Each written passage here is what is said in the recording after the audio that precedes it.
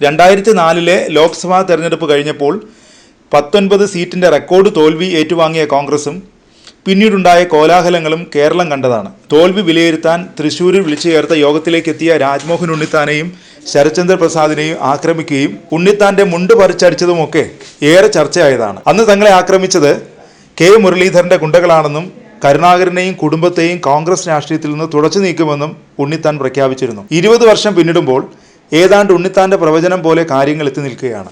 കരുണാകരന്റെ മകൾ BJPയിൽ ചേക്കേറുകയും ഏതാണ്ട് അതേ വഴിയിലൂടെ കെ മുരളീധരൻ സഞ്ചരിച്ചു കൊണ്ടിരിക്കുകയുമാണ്. കഴിഞ്ഞ ലോക്സഭാ തെരഞ്ഞെടുപ്പിൽ കോൺഗ്രസ് രാഷ്ട്രീയത്തിൽ വൻ ചലനമുണ്ടാക്കിയാണ് തൃശ്ശൂരിൽ കെ മുരളീധരൻ വമ്പൻ തോൽവി ഏറ്റുവാങ്ങിയത്. അതും കരുണാകരന്റെ സ്വന്തം തട്ടകത്തിൽ. ഇനി തിരഞ്ഞെടുപ്പ് രാഷ്ട്രീയത്തിലേക്ക് ഇല്ലെന്ന് പറഞ്ഞ് ഡൽഹിയിൽ നിന്ന് MP പാസ് വാങ്ങി തിരിച്ചെത്തിയ മുരളീധരനെ അനുനയിപ്പിക്കാൻ കോൺഗ്രസ് നേതൃത്വം പഠിച്ച് പണി 18 നോക്കി. അങ്ങനെയാണ് രാഹുൽ ഗാന്ധി ഒഴിയുന്ന വയനാട്ടിൽ മുരളീധരനെ മത്സരിപ്പിക്കാമെന്ന ഫോർമുല KPCC നേതൃത്വം മുന്നോട്ട് വെച്ചത്. എന്നാൽ തൻ്റെ വൈരാഗ്യം തീർക്കും പോലെ പ്രിയങ്കയാണ് വയനാടിന് അഭിമുഖാമ്യമെന്നും വൻപിച്ച ഭൂരിപക്ഷം നേടുമെന്ന ആദ്യ വെടി പൊട്ടിച്ച് രാജ്മോഹൻ ഉണ്ണിത്താൻ രംഗത്തെത്തി. പാർലമെന്ററി രാഷ്ട്രീയത്തിൽ സജീവമല്ലായിരുന്ന പ്രിയങ്ക ഇതോടെ കേരളത്തിലേക്ക് എത്തുമെന്ന പ്രതീക്ഷയും കേരളത്തിലെ കോൺഗ്രസ് പ്രവർത്തകർക്കുണ്ടായി തുടങ്ങി. എന്നാൽ പുറത്തുവരുന്ന വാർത്തകൾ പ്രകാരം വയനാട്ടിൽ മത്സരിക്കാൻ പ്രിയങ്ക സമ്മതം മൂളിയെന്നും ഉടൻ തന്നെ വയനാട്ടിൽ പ്രചാരണം ആരംഭിക്കുമെന്നുമാണ് വിവരം. ഇതോടെ കെ മുരളീധരന്റെ കാര്യത്തിലും തീരുമാനമായിരിക്കുകയാണ്. കൈവിട്ട മുരളീധരൻ ഇനിയെന്ന് താമര പിടിക്കുമെന്ന ചോദ്യവും ഇപ്പോൾ ഉയരുന്നുണ്ട്. റായ്ബറേലി നിലനിർത്തി രാഹുൽ വയനാട് ഒഴിയുമ്പോൾ പ്രിയങ്ക ഗാന്ധിയാവും വയനാട്ടിൽ എത്തുകയെന്ന സൂചന കോൺഗ്രസ് വൃത്തങ്ങൾ തന്നെ പുറത്തുവിട്ടു കഴിഞ്ഞു. രാഹുൽ ഗാന്ധി ഒഴിയുന്ന ഏതെങ്കിലും ഒരു സീറ്റിൽ പ്രിയങ്ക എത്തിയേക്കുമെന്ന പ്രചാരണങ്ങൾ നേരത്തെ തന്നെ ഉണ്ടായിരുന്നു. അക്കാര്യത്തിൽ ഇപ്പോൾ കൂടുതൽ വ്യക്തത വന്നിരിക്കുകയാണ്. പ്രിയങ്ക തെരഞ്ഞെടുപ്പ് രാഷ്ട്രീയത്തിലേക്ക് ഇറങ്ങുന്നുവെന്ന പ്രചരണങ്ങൾ വർഷങ്ങളായി നിലനിൽക്കുന്നതാണ്. 2019 ലോക്സഭാ തെരഞ്ഞെടുപ്പിലാണ് പ്രിയങ്ക മത്സരിക്കുന്നുവെന്ന പ്രചാരണം ശക്തമായത്.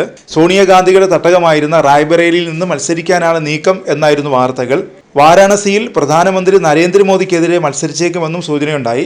എന്നാൽ തെരഞ്ഞെടുപ്പ് പ്രചാരണ രംഗത്ത് മാത്രം ശ്രദ്ധ കേന്ദ്രീകരിച്ച പ്രിയങ്ക അന്ന് സ്ഥാനാർത്ഥിത്വത്തിൽ നിന്ന് വിട്ടുനിൽക്കുകയായിരുന്നു. UP കേന്ദ്രീകരിച്ചായിരുന്നു പിന്നീടുള്ള പ്രിയങ്കയുടെ പ്രവർത്തനങ്ങൾ. പിന്നാലെ പശ്ചിമ UPയുടെ ചുമതലയുള്ള AICC ജനറൽ സെക്രട്ടറിയായി പ്രിയങ്ക ഗാന്ധിയെ കോൺഗ്രസ് നിയമിക്കുകയും ചെയ്തു. എന്നാൽ അപ്പോഴും മത്സരരംഗത്തേക്കില്ലെന്ന നിലപാടാണ് അവർ സ്വീകരിച്ചത്. ഈ ലോക്സഭാ തെരഞ്ഞെടുപ്പിലും പ്രിയങ്ക മത്സരിക്കുമെന്ന റിപ്പോർട്ടുകൾ പുറത്തു വന്നിരുന്നു. അമേഠിയും റായ്ബറേലിയുമായിരുന്നു സാധ്യതകൾ. 2024 ലോക്സഭാ തെരഞ്ഞെടുപ്പിന് തൊട്ടു മുമ്പ് താൻ റായ്ബറേലിയിൽ ഇനി മത്സരത്തിനില്ലെന്ന സോണിയാഗാന്ധിയുടെ പ്രഖ്യാപനം കൂടി വന്നതോടെ രാജ്യസഭയിലേക്കുള്ള സോണിയയുടെ മാറ്റം മകൾക്ക് വേണ്ടിയാണെന്ന വിലയിരുത്തലുണ്ടായി. എന്നാൽ രാഹുൽ ഗാന്ധിയാണ് റായ്ബറേലിയിൽ എത്തിയത്.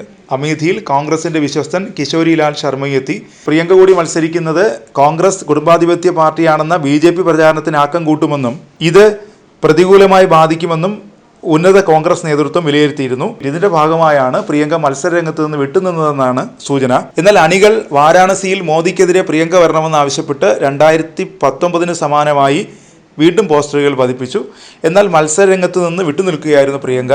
തെരഞ്ഞെടുപ്പ് ഫലം വന്നതിന് ശേഷം പ്രിയങ്കയാണ് വാരാണസിയിൽ നിന്ന് മത്സരിച്ചിരുന്നതെങ്കിൽ നരേന്ദ്രമോദി ഉറപ്പായും 2-3 ലക്ഷം വോട്ടിന് തോക്കുമെന്നായിരുന്നു രാഹുൽ ഗാന്ധി പറഞ്ഞത്. ഇതിനു പിന്നിൽ പ്രിയങ്ക ഗാന്ധി തെരഞ്ഞെടുപ്പ് രാഷ്ട്രീയത്തിലേക്ക് ഇറങ്ങാൻ തയ്യാറെടുക്കുന്നുവെന്ന സൂചനയാണ് കണ്ടത്. ഈ തെരഞ്ഞെടുപ്പിൽ രാഹുലിന് വേണ്ടി റായ്ബറേലിയിലും കിശോരിലാൽ ശർമ്മയ്ക്ക് വേണ്ടി അമേഠിയിലും പ്രചാരണം ഏകോപിപ്പിച്ചത് പ്രിയങ്കയായിരുന്നു. 2 സീറ്റിലും വലിയ ഭൂരിപക്ഷത്തോടെ കോൺഗ്രസിന് വിജയിക്കാൻ സാധിച്ചത് പാർട്ടിക്കുള്ളിൽ പ്രിയങ്കയുടെ സ്വീകാര്യത വർദ്ധിപ്പിച്ചു എന്ന വിലയിരുത്തലിലാണ് നേതൃത്വം. UPയിൽ BJPയെ ഞെട്ടിച്ചുകൊണ്ട് സമാജ്വാദി പാർട്ടിയോട് ചേർന്ന് കോൺഗ്രസ് നടത്തിയ മുന്നേറ്റത്തിന് പിന്നിലും പ്രിയങ്കയുടെ പങ്ക് വളരെ വലുതാണ്. സ്ത്രീകൾക്കിടയിൽ ഇറങ്ങി പ്രവർത്തിച്ചും നിർജീവമായി കിടന്ന കമ്മിറ്റികൾ പുനഃസ്ഥാപിച്ചുമാണ് UPയിൽ പ്രിയങ്ക സ്റ്റാറായത്. രാഹുൽ ഗാന്ധി കഴിഞ്ഞാൽ കോൺഗ്രസിന്റെ ഇത്തവണത്തെ പ്രധാന താരപ്രചാരകയും പ്രിയങ്കയായിരുന്നു. ഒട്ടുമിക്ക സംസ്ഥാനങ്ങളിലും രാഹുലിനോടൊപ്പവും തനിച്ചും പ്രിയങ്ക ഗാന്ധി റാലികൾ നടത്തുകയുണ്ടായി. ഭാരത് ജോഡോ യാത്രയിൽ രാഹുലിനൊപ്പം നടന്നും സമരങ്ങളിൽ പങ്കെടുത്തും ഇതിനോടകം തന്നെ പ്രിയങ്ക ജനങ്ങൾക്കിടയിൽ സ്ഥാനം ഉറപ്പിച്ചിട്ടുണ്ട്. വലിയ ജനക്കൂട്ടത്തിന് മുന്നിൽ പേടിയില്ലാതെ സാധാരണക്കാർക്ക് മനസ്സിലാവുന്ന ഭാഷയിൽ സംസാരിച്ചും എതിരാളികൾക്ക് നേരെ ശക്തമായ വാക്പോരുകൾ നടത്തിയും കുടുംബത്തിന്റെ പേരിലല്ലാതെ സ്വന്തം നിലയിൽ പ്രിയങ്ക ഉറച്ചു നിന്ന് കഴിഞ്ഞു. അതിനാൽ തന്നെ ഇനി കളത്തിലിറങ്ങാൻ പ്രിയങ്കയ്ക്ക് തടസ്സങ്ങളൊന്നും ഉണ്ടാവില്ല. വയനാട്ടിലെ ജനങ്ങളോട് നന്ദി പറയാനായി രാഹുൽ ഗാന്ധി കഴിഞ്ഞ ദിവസം മണ്ഡലത്തിലെത്തിയപ്പോൾ തങ്ങളെ വിട്ടുപോകരുതെന്ന് രാഹുലിനോട് അഭ്യർത്ഥിച്ച് കോൺഗ്രസ് പ്രവർത്തകർ ബാനറുകൾ ഉയർത്തിയിരുന്നു.